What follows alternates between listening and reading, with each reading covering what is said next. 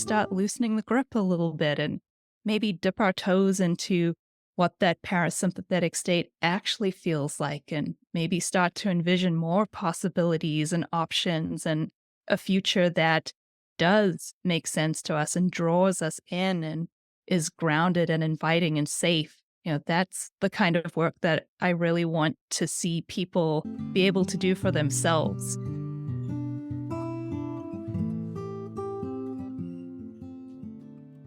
Hi guys, and welcome to the House Call Vet Cafe podcast. I'm Dr. Eve Harrison. I'm a full-time integrative concierge house call veterinarian in Los Angeles, and I help other vets to build their unique mobile practices on their terms. This podcast is for and by house call and mobile veterinarians, so it is meant to give our community a platform to connect, to share our stories, to lift each other up, and to support each other. Most of us work solo as lone wolves, right?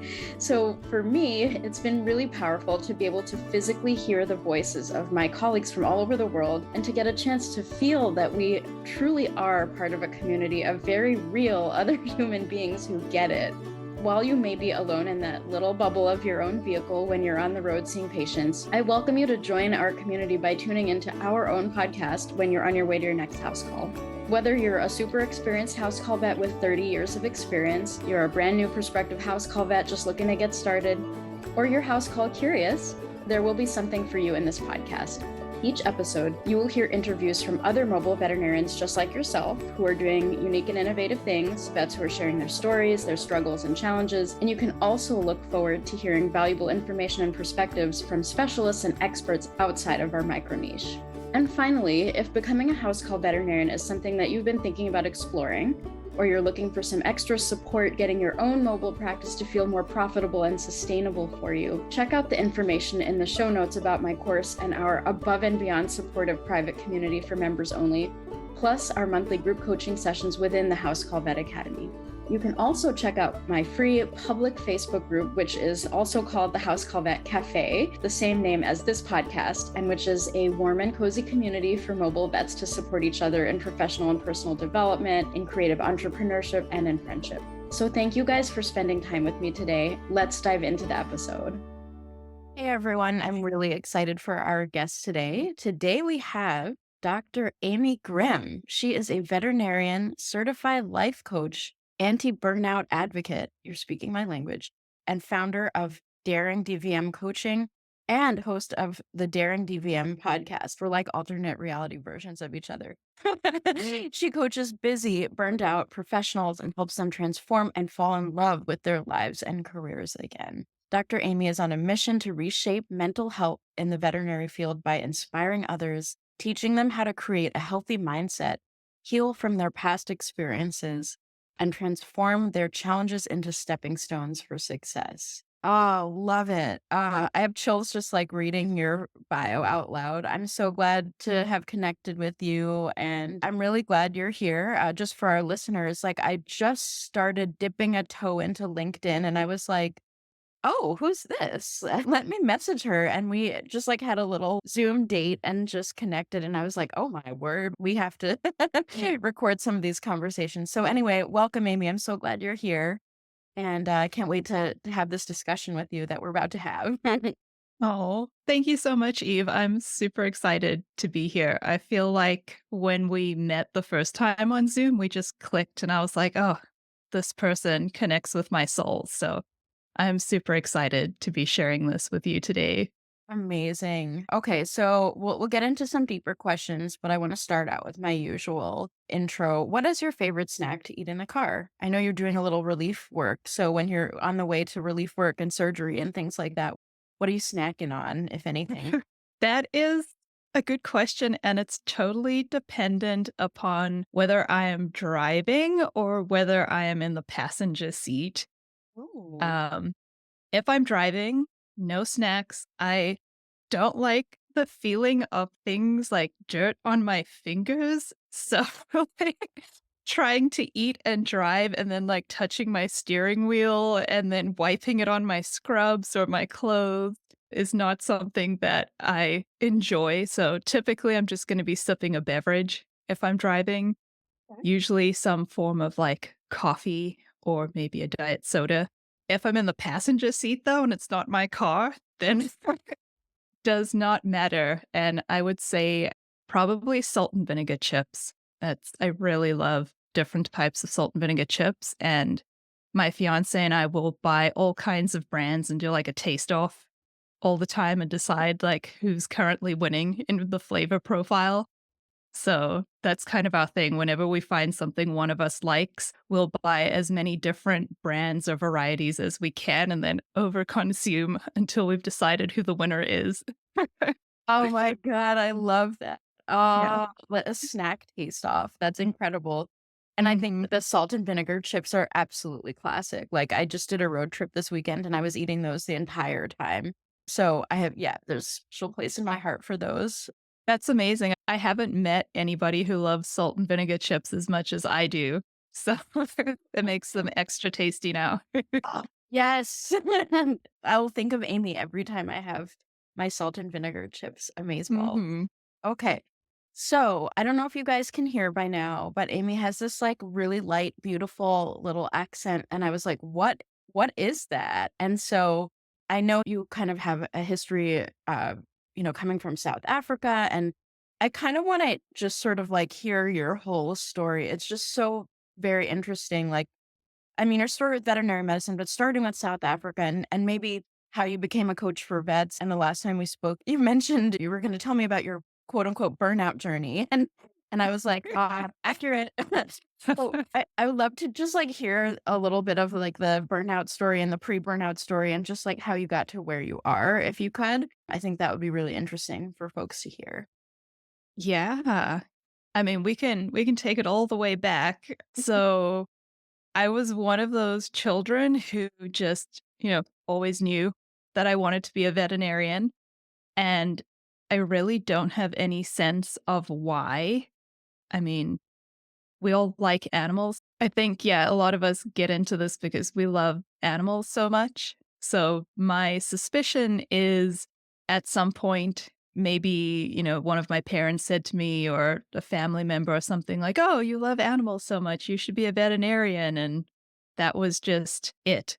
And I went through like some phases of wanting to be maybe like a punk rock superstar or like take David Attenborough's job, just be on National Geographic or an astronaut. But other than that, it was always like vet med, vet med, vet med. And I think a lot of that had to do with my particular personality, liking to do things well. Like many people who get into vet med, we tend to have a little bit of a perfectionist streak in us.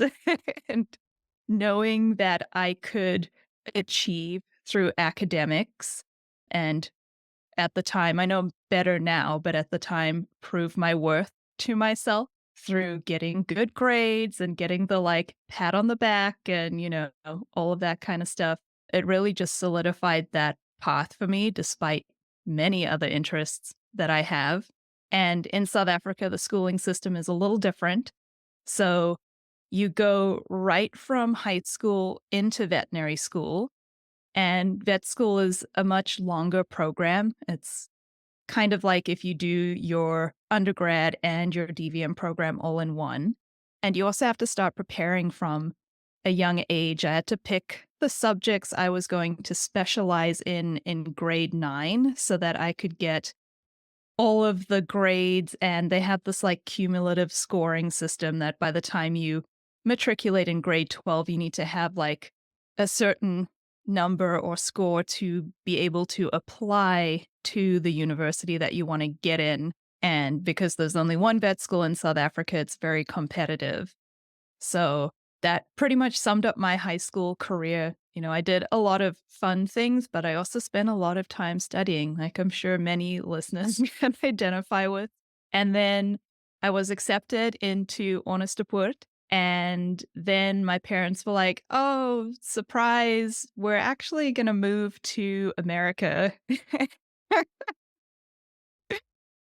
And this was because there was a huge pharmacy shortage, doctor shortage, nurse shortage over here. And my mother was a pharmacist, so she'd been recruited. And we were given a choice of kind of what state we would want to pick. And we picked California because it had a vet school. And then we were given a bunch of options, like little towns to pick. So we ended up picking Chico, California, which is like this little northern town, because it was the closest option to Davis. So what little information we had at the time, we were like, sure, like she could probably live at home and drive to school and it'll be fine. It was not like that at all. But yeah, once I got here, that was a big shock because I never had to do prior work experience or volunteer hours or really even know anything about the job before applying to vet school. So coming here, I had a lot of catch up to do because there's so many people out there who have like hours and hours of volunteer experience or work experience that they're using for their applications. So I ended up going to a community college because out of state tuition is very, very expensive. So I did that for a few years and then used a transfer agreement to get over to Davis to complete that. And then I ended up taking a gap year because I still needed more work experience before I could apply to vet school. So I finally got into vet school in 2010, and we moved here 2005. So it wasn't a super long journey, but it did take probably a lot more time than I had anticipated on my like scheduled get there kind of journey. Yeah, I mean, what a twist of the plan. And also how kind of like amazing and sweet that your family moved to California to be closer to Davis so that you could go to vet school. Like that's like such a sweet honoring of your dreams and continuing to make it happen despite the shift in the plan. And like, oh, we'll just add another 5 years in where you can do vet school while you were like poised on the brink of starting vet school in South Africa. So it's like, surprise, 5 more years. But hey, anyway, yeah, so that's such an interesting path. And yeah, I find that really, really fascinating and your dedication that carried you through that. Yeah. And I mean, like you were saying before, the dedication of my parents. I mean, there's so many times when you're that age, like teenager, early 20s, and it's kind of like, this is just what I expect my parents to do for me. And looking back on it, you're like, wow, like they did all that for me. And even just the financial sacrifices of moving here. And I don't remember exactly what the exchange rate was at the time, but I mean, it usually can be anywhere from like 15 to 18 Rand to the dollar. So moving here and giving up one kind of life for another, and then trying to make sure that your children can still do the things that they were set up to do back in their home country. I don't even think to this day I could truly appreciate or fathom, all of the sacrifices and things that they made for that to happen. So beautiful. Oh, wow. Yeah. Yeah. I'm thinking back to like an ex actually that I had who moved here from. His family was from Serbia, but they lived in Zimbabwe and they had moved to the US. Well, I don't know. I can't even remember. I don't even know why I'm mentioning this, but it's just like there's some parallels there in the way that the family had to shift. And it just seemed like there was a similar story there in the amount of sacrifice and unknown that is involved in moving from one country to another, especially like intercontinental while you have children. It's just such a fascinating and like a unique experience that not many people that I know have as either the child or the parent. And so I don't know, that's just very captivating to me. It's really, Mhm. really interesting. And it's very beautiful to hear about how your parents supported you through that and how you were able to receive that support. I love that. Yeah, and I mean, it to me, it's so funny because I wouldn't have had these kinds of opportunities had we stayed in South Africa. And then you come over here and you almost take them for granted. And I remember, being in college and there's all these like study abroad programs, and you could go to like Italy for the summer or Germany or wherever. And I was so excited. And my mother's like, you are studying abroad. So funny. Yeah. I was like, okay, gotcha. I guess so. So tell me a little bit about, okay, so how does it get to the burnout journey part? Like, so you currently are doing relief and you mentioned your jam is surgery. So I'm curious how you got there. And then from there, how did you get to the coaching? Yeah. So, just like all of us, busted ass in vet school, trying to do all the things, and actually went in with the intention of doing more like public health and research. I did a lot of wildlife and population health and management, did some like NIH work, biomedical type of stuff. And then realized that if I really wanted to get into wildlife medicine, it was not going to come with the kind of paycheck that was going to help me pay back school loans. So I ended up going into private practice. And I think that was probably one of the very first steps to starting this burnout journey because that wasn't my underlying passion of why I ever got into vet med. Yeah. And, Yeah. Mhm. Oh And boy, my that intention was do, 3 to 5 years of small animal, make some money, solidify my medical knowledge, get better at all the things that I've just learned.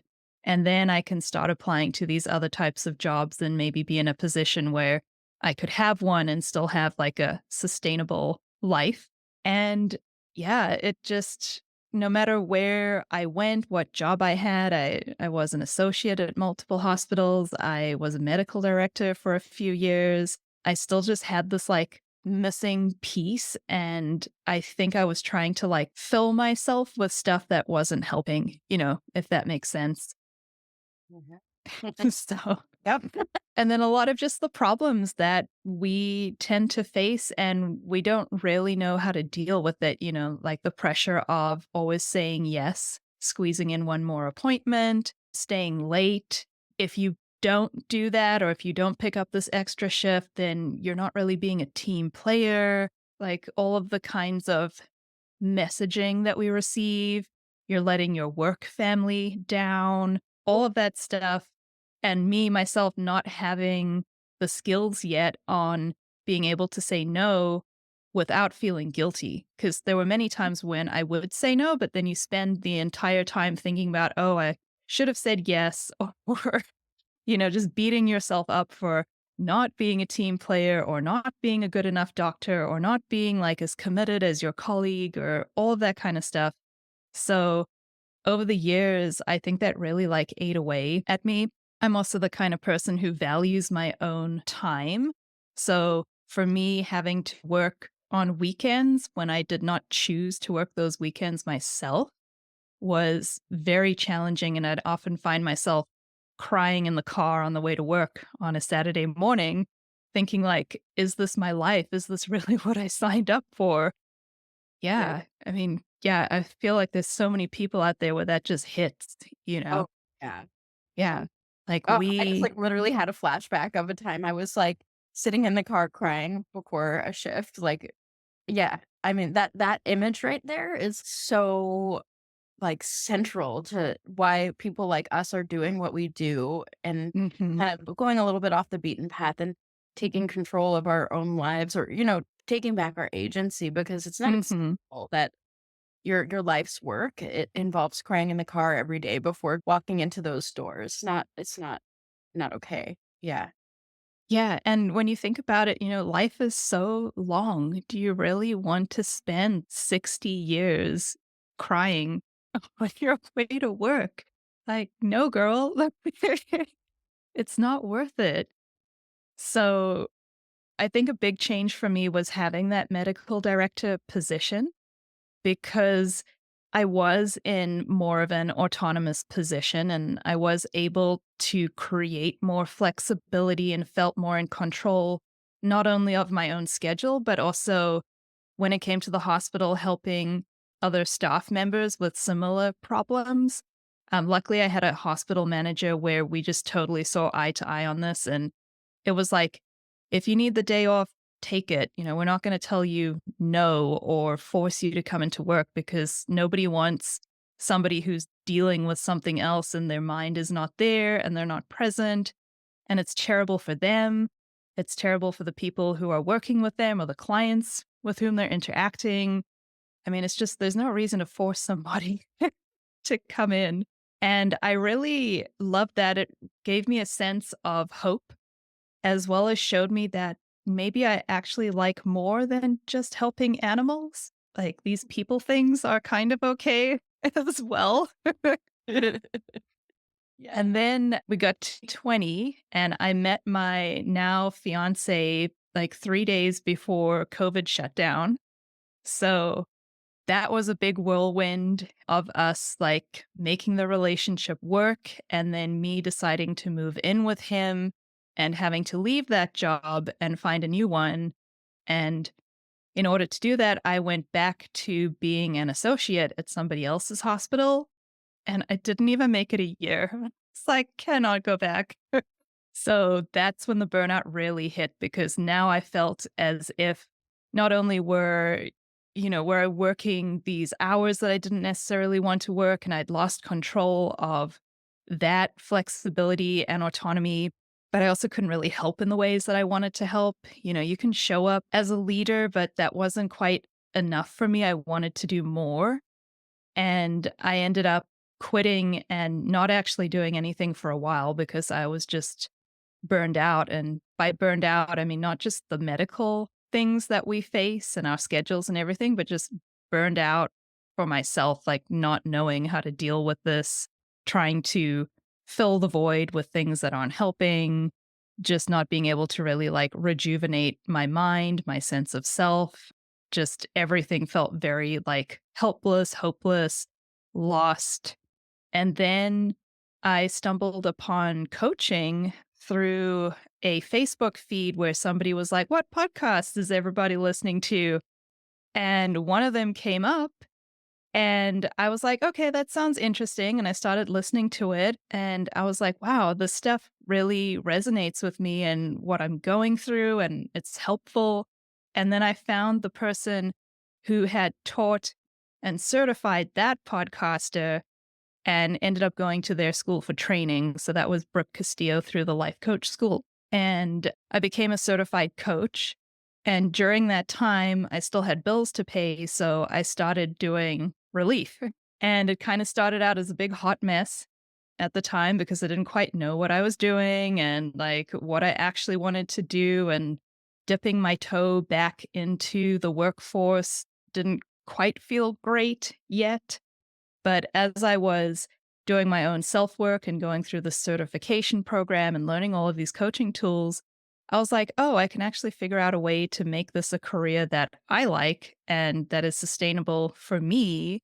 And one of the things that I really do love is surgery. So I decided that, cool, I'm only going to do surgery as a relief vet. And since then, I've never looked back. So I do that. And then I do the coaching to help other people figure out what their, happy, healthy, sustainable life is going to look like. Oh, unbelievable. That's absolutely amazing. I love how that all came together. And I love your journey to coaching, that you're like in this place of need, searching and looking for direction. And you just followed the path that was literally unfolding before you. And you were just like, who's that podcast coach? Okay. All right. I absolutely love that. Hi, my name is Jonathan Lau. I'm the founder of O3 Vets. One of the challenges of being a mobile veterinarian is that you have a more limited toolbox to draw from.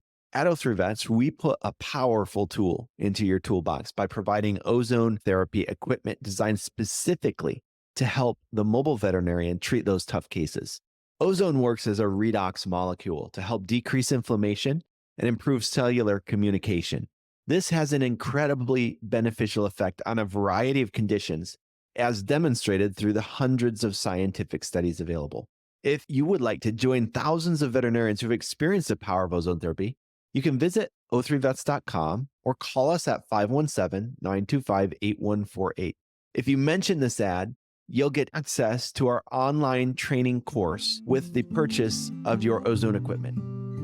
In our conversation that we had before this call, you had asked me a little bit about my coaching pathway. And I was like, wow, I hadn't even thought about that. And I thought I would just tell everyone a little bit about my path. also through coaching because it's actually quite different from yours. There's overlap, obviously, of like the place where I was like very receptive to like, help, I need help. Something's really wrong here. And it was, I mean, incident, like it's crazy that my ex-fiance just like keeps coming up in this conversation, but for some reason he is. So I was actually with him at some weird, like witchy event. It was like the middle of the night, and there were all of these artisans and spiritual crafting people and tarot card readers and, like ecstatic dance and just like crazy stuff. Like this wasn't my scene at the time. It actually is more now than it was at the time, probably because of this path that I went on. But I had a tarot card reading with a woman who just had something about her that was like captivating to me and just really authentically spiritual, like in a way I had never seen before. I was like, I trust her. Like, I trust something about her. And she gave me this really beautiful tarot card reading. And she's actually the person that I continued to work with as a coach. It was more in the spiritual realm than necessarily like the neuro, what's the word? Polyvagal Yeah, that less, world. but yeah, exactly. She wasn't quite in the polyvagal world, but more in like the very deep spiritual, like oracle, just like stuff that was like beyond me, plant medicine. I was like, holy shit, you're for real? What is all this? And she really, really helped me with my boundaries and just like got me to place. I already had my house call practice, but she really, really, I owe her a lot of gratitude because she took the path I was on, which was like walking my own path and like creating my own life and walking away from all this burnout and this like team player nonsense. Like, but she helped me really tap into like who I am, what I really want out of my path, and just really helped me maximize it. And very incidentally, I was just also like so weird. Like these memories are coming up as I'm talking to you. I don't know why, but that's what's happening. She actually did another tarot card reading for me early in 2020 or shortly before 2020 that said, you're going to do something really big. And I'm like, huh, I don't know what that would possibly be. But as I was pondering, like, what could I possibly do that would be really big? The idea of the House Call Vet Academy came to me as a direct result of that tarot card reading. And the way I see it, it's sort of like tarot is more like it's a reflection of what's within you, like what you have to share, what wants to come out. It just gives you a new framework to recognize what's already there. And she was like, you're going to do something really big. And I was like, wow, I know there's a lot of people who are trying to start house call practices or who are just like at their wits' end with veterinary medicine. They're on that precipice of just getting out or, just not being okay anymore and recognizing that. And I was like, my house call practice is like exactly where I want it to be, in part because I'd been working with her as a coach, and in part, all the other personal work I've done on myself, my yoga teacher training, like it all congeals, right? To get you where you are in any given moment. And I was like, holy shit, that actually is kind of big. I have a lot to offer. And so the House Call Vet Academy and this online course teaching people how to get to where they want to be in their own personal lives through house call practice was kind of born as a result of meeting that coach. Like she was a spiritual life coach, tarot card reader and all that. But I worked with her for years. Not anymore. I've kind of shifted a little more in your direction, more towards the neurological, polyvagal, mind-body connection in the scientific way. It's just all very interesting to me. And I've kind of shifted a little bit in that direction when I think of coaching. But yeah, so I really appreciated that you'd asked me that question in our last conversation. And I thought I would just explore it a little bit. And then my coaching sort of shifted a little bit more towards the practical, like, how do you start a house call practice? Like a little bit more into the business. And it's very much for my own coaching experience, being coached, and also just my own lessons learned along the way. So I didn't have like this formal training the way you have. And I really, really respect that. And sometimes I'm like, oh shit, maybe I should do that.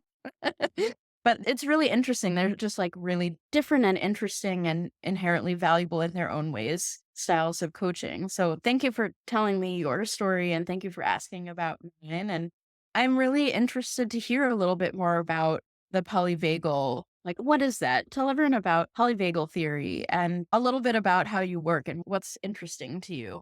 Yeah, that is a great question because I feel like it's been the missing piece for me. The coaching certification and the school that I went to focused very much on like CBT, so cognitive behavior therapy. So that's in the brain, using your logical brain to make logical decisions and to look at your life and to really think about your thinking, question your own thinking. And it really helps you see how your thinking is what creates your thoughts, your feelings, your actions, and then ultimately the results you create or what you receive back in the world. And when you work within this framework, it makes perfect sense if you are in like a regulated state. And I would notice that in working with some people, they were like, logically, I know this is true, but da da da da da da da, here are all the reasons why it doesn't apply to me, or, why can't I believe this? Like, my logical brain is telling me this thing, like an example that a lot of women might resonate with is when it comes to like body image and weight, right? We know that there's no perfect body type, and we know logically that our worth is not based on our looks. But then there's this other voice that's back there who is giving you all of these reasons about why you're not pretty enough or thin enough or curvy enough or whatever it is that you want to insert in there. And the reason that we can get stuck in these ways of thinking is because we're not in that regulated state. When we're in that regulated state, we have full access to this logical part of our brain, and then we're able to work through these kinds of problems and come to conclusions that work for us. So really, why I love this work is because it taps into the nervous system, and that's all stuff that we learn about, embryology and like therogenology, all the stuff from vet school. We learn about it, but we don't exactly apply it to people. So that was really the connection for me. Like, our nervous systems are forming from the time we're in utero. Logically, we know this, right? It is the development of the fetus. But our nervous systems, they're also scanning everything around us. They're like this giant radar that's constantly just scanning for safety and danger.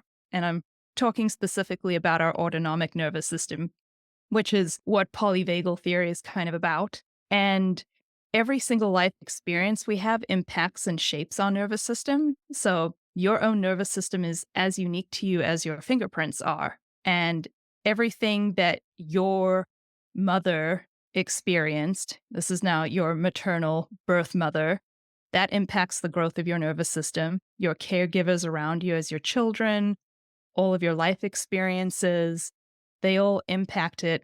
And what can happen over time is we become dysregulated and we lose connection with that regulated state. Or in some instances, for people who had a lot of adverse childhood events, they may never quite even know what that regulated state feels like. There's never been a true safety.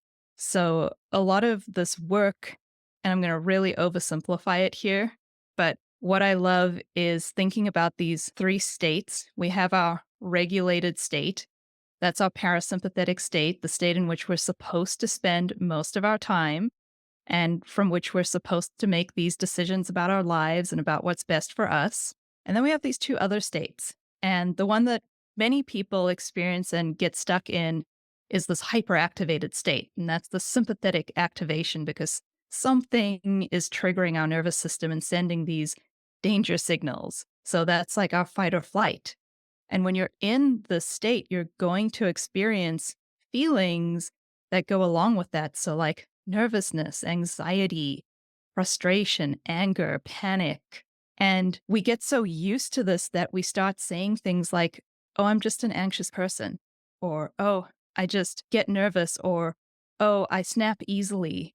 And it's like, yes, and it's because you're existing in this state of hyperactivation. And what happens is when you're in a hyperactivated state for a long time, your body says, we don't have enough energy to actually maintain this and keep you here.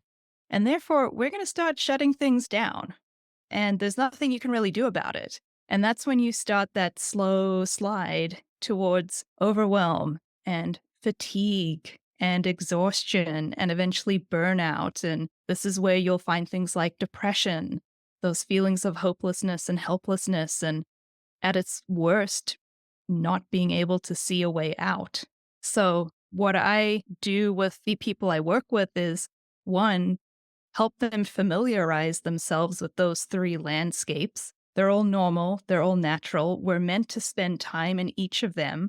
It only becomes a problem when we get stuck outside of that regulated zone and we don't know how to get home again. We don't know how to get back there. And that's when we start making these decisions that don't benefit us and show up in ways that are not healthy or helpful.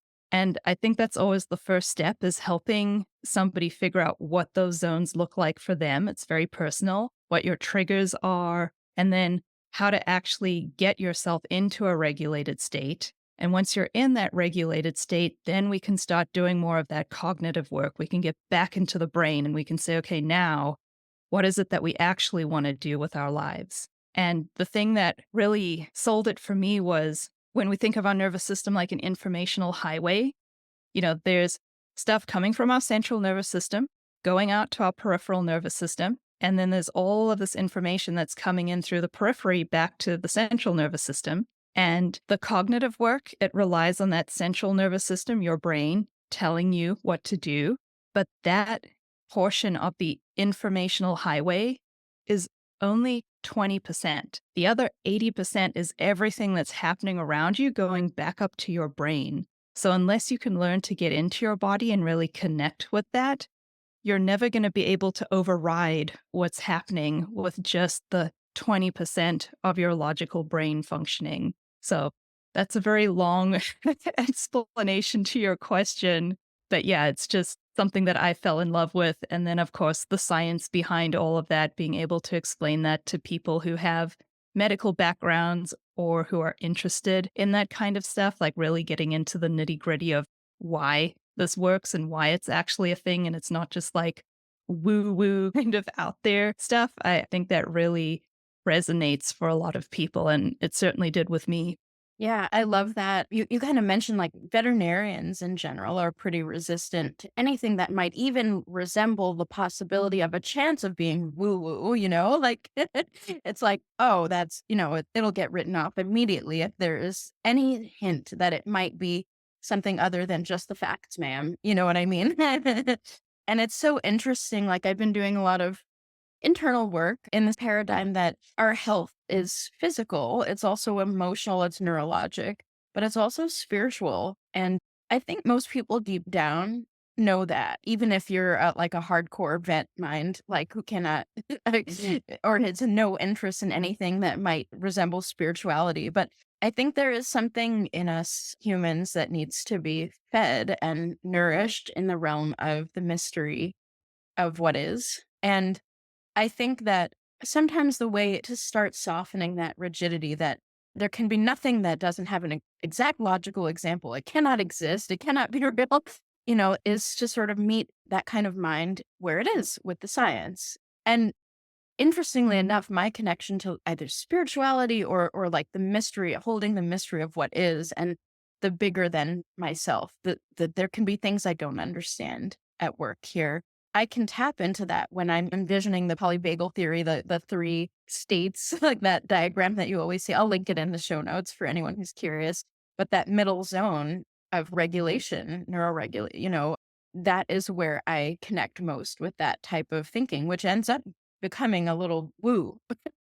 But I mean, us humans, we're very multidimensional. And I think that sometimes, like, just meeting people where they are in the language that they speak. And I think, I got into polyvagal theory a little bit also through my compassion fatigue professional certification.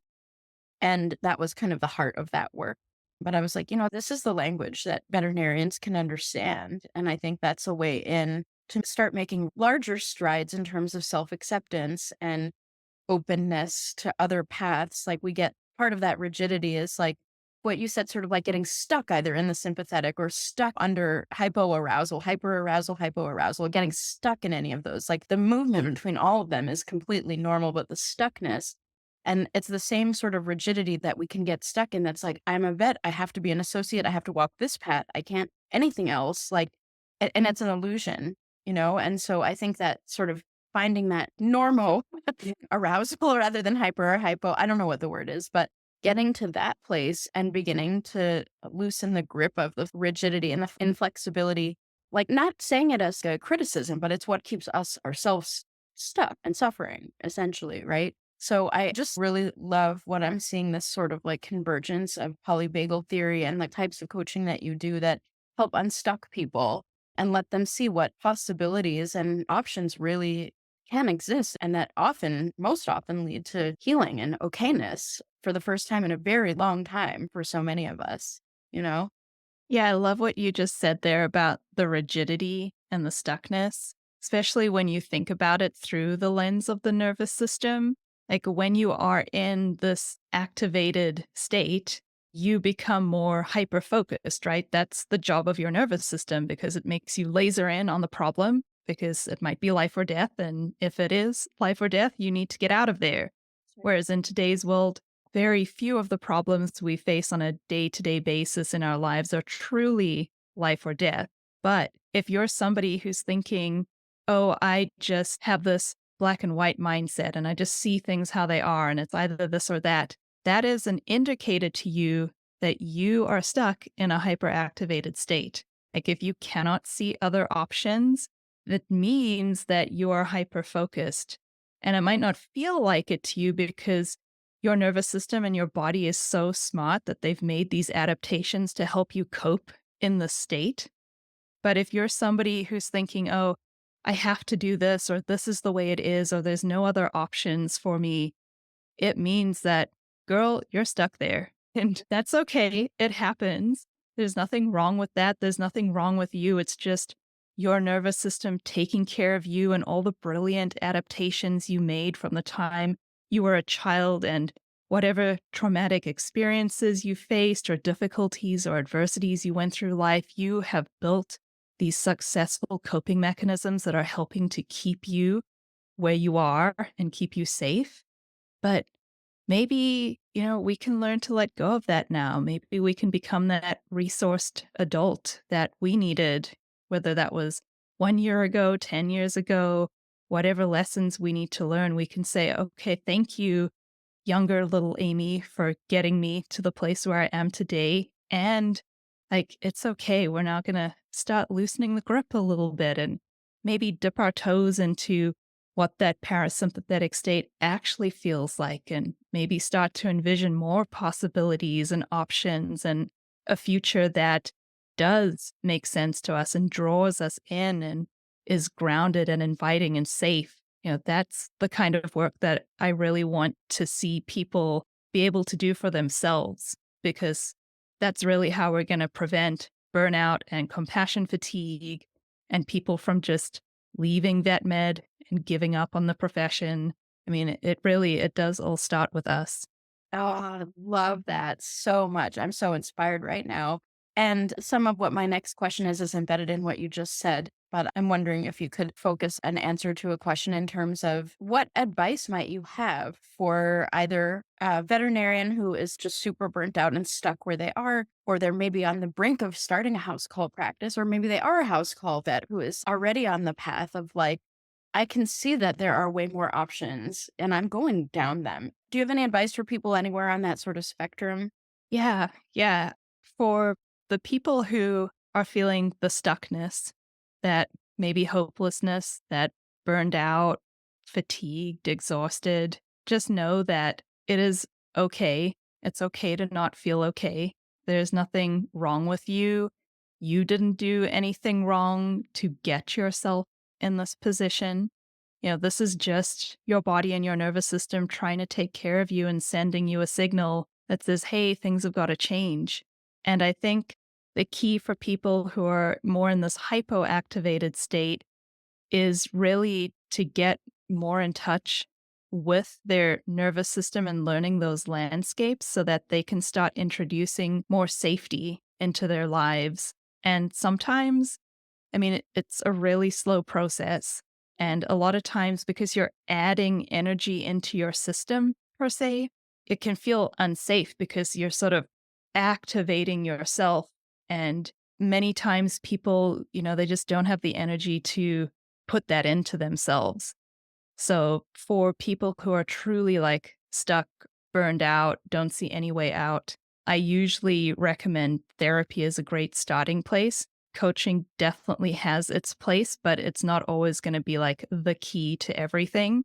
But as you're working with a therapist, you can add in a coach who can help teach you these kinds of things to get you going again. And then for the people who are starting out on their journeys, whether that be as a house call vet or they're trying to do something different with their career, the most common things that I get asked are like, how? How am I going to do this? How am I going to know that I'm doing it right? Like, what am I doing? What should it be like? And it's really about learning to love uncertainty. Life is full of decisions, and there's no right or wrong decision. If you think there's only a right or wrong decision, then you're probably stuck spinning because there's no such thing. There's only a decision and then a result, and then you decide based on that result what the next decision is. And if you want to do something like put yourself out there, try something new, start your own business, go into relief, you need to be able to walk into any uncertain situation with your own certainty. And I think that's where a lot of the work comes in. The coaching work, which I'm sure you do a lot in your program, is helping people navigate the uncertainty. And for that, the advice that I would have is you're not going to know the how until you do it. You're just going to have to keep trying different things, and eventually one of them's going to work. But you don't know if that's going to be the first thing you try, the fifth thing you try, the 500th thing that you try. Just because something isn't working doesn't mean it's a failure on your part. Doesn't mean that you're not deserving of it or not good enough or unworthy. It just means you haven't tried the thing yet that is going to give you the result that you want. And for me, when I'm talking about failure, all that I mean is it is an unexpected outcome. That's it. It doesn't have any say about who you are as a human being. So, being okay with uncertainty, being okay with not knowing how you're going to do it till you actually figure it out. And then just, being kind and compassionate to yourself and having your own back. Oh, brava.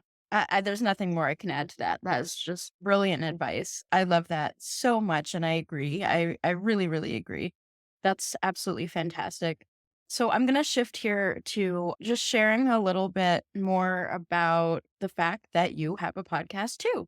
And we were talking about podcasting and how in and of itself, it doesn't necessarily pay for itself or generate income, but there's this sort of, a concept that we shared between us about this feeling of paying it forward. And it doesn't always have to be about money. I mean, when we're building a business, like you need to profit, you have to have a profit, you need to support yourself, like I don't recommend for people who are starting a house called practice per se to start doing things for free. But I think that there's a point at which paying it forward feels good. And, you're supporting yourself too, of course, right? It's not one or the other. It's not that you give and pay it forward without, any sort of profit, or you profit and give nothing to the community. It's this sort of, healthy balance, and not coming back to the stuckness, not staying stuck in either. And I just I wanted to revisit that concept just because it really spoke to me. And when I'm podcasting, that's what I feel. This is not a moneymaker for me. This is a community connection, a way of just being in community and showing care and giving what I have to give and creating a space for everyone else who has something to give. And I mean, I just had a retreat, a house call vet retreat a couple weekends ago now. And I I was on the fence about whether I should say this or not, but most of those retreats don't bring me any profit. I break even, or I'm in the red a little bit. And it's a decision that I've made to let that be the case because I want that experience and I want that for us. You know, like, I have to charge so that I don't go deep into into debt, right? But ultimately those retreats are, I do them because I want to do them. And I want that connected experience. And, I make money in every other aspect of my business. So there are places that I sort of let the guard down and be like, the profit here is not financial. The profit is emotional, and the profit is bigger than a quantifiable thing. And so I just really appreciate that you had said that before, and wanted to kind of open it up and see if you had any other thoughts on that subject. Yeah, I love that. it comes back to what you create for yourself. And, you get to decide what your measurements of success are. So if you're starting a house call practice or any other kind of business, yes, making money is going to be a marker of success, but it's often not the first result that you see, before you become really profitable and you have yourself in the green all the time, you are going to hit other markers of success along the way. And one thing that I typically encourage people with who are looking to branch out and like start their own relief business or whatever it is like, don't put that much pressure on your little baby business to be the profit driven center for you because Amen. Amen. it's Yes. not the Yes. be all end all. And that's what I love about podcasting. No, I don't want to be paid for having ads on my podcast. I'm out here trying to get wellness information into the hands of multiple people. But it's like the results that I get from that, like I'm creating this thing, I'm putting it out into the world, I'm reaching people that I'll never know about and helping them in ways that are potentially going to change their lives. I'm meeting really cool people like you through doing this kind of stuff, making connections. And at some point, sure, maybe it helps with the business. Like if somebody decides they like what I'm talking about and they decide, hey, I would like to work with Amy as a coach. Like, sure, okay, maybe there's a little bit of revenue there, but that's not the goal. That's just a benefit that happens down the line. And you know what? It's not even an immediate benefit. It could be 10 years from now. Who knows? So my focus is really on sharing this information to help other people make their lives better because why gatekeep or withhold, this kind of stuff. Yeah, Ash, I love that. I would say I do have ads and I struggled hard on the idea of whether I should or shouldn't have ads. And I ended up arriving at the fact that the ads help me at least break even so that I'm not going into debt with the podcast. And also the people that I partner with who I use my platform to help promote them, I vetted them and it feels like a good, like it feels like a good net positive type of thing. But I did sit with that idea of not having ads for a long time. And I was like, oh God, like a nail biting decision type of thing. Am I doing this?